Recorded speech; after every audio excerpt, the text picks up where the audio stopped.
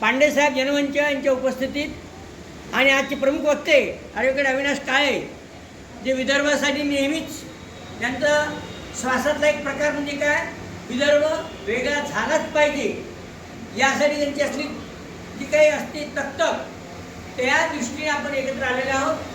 आपल्या प्रदेशानुसार मी म्हणेन जय विदर्भ, तर आपण सगळ्यांनी माझा याच्यावर नारा द्यायचा, जय विदर्भ, जय विदर्भ. आपला माहोल तयार झाला, जय विदर्भ, जय विदर्भ, जय जय विदर्भ, जय विदर्भ.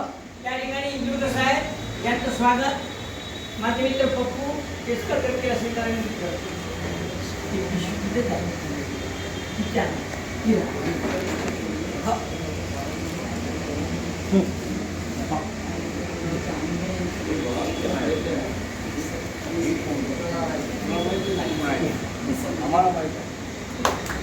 त्यानंतर पांडेसाहेब जनमंच यांचं स्वागत मी स्वतः करत आहे.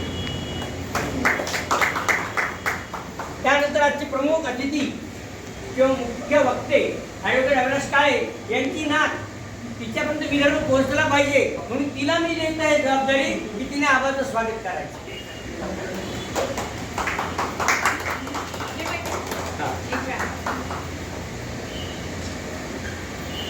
कारण एका पिढीने दुसऱ्या पिढीमध्ये विषय केला पाहिजे. आज आपण पाहतो 1960 पासून महाराष्ट्राची निर्मिती झाली आणि विदर्भाचे काय हाल आहेत. म्हणून समोर येणाऱ्या निवडणुका आणि आजचा विदर्भ या दोघांबद्दल असलेली आपली काय स्थिती आहे, सत्यस्थिती, सिंचनाच्या बाबतीत आपण किती मागासलेले आहोत, विकासाची गोष्ट भकासमध्ये कशी रूपांतरित झालेली आहे याचं चिंतन व्हावं.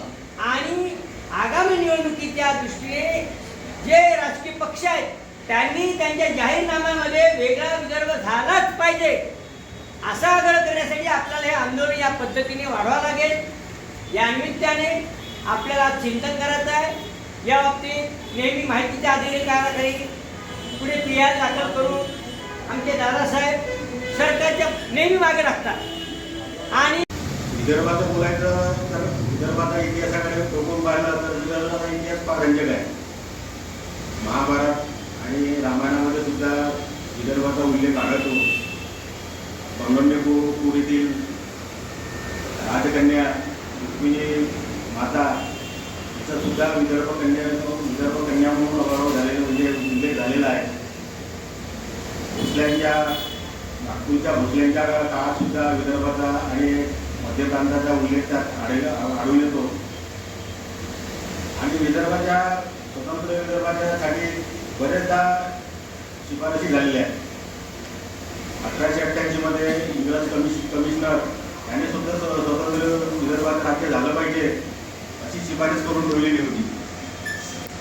काँग्रेसच्या 4 अधिवेशनामध्ये 1871 मध्ये 1920च्या दरम्यान जे 4 अधिवेशनं झाली त्याच्यात सुद्धा. हमारे चैनल को सब्सक्राइब करें और बेल आइकन दबाना ना भूलें.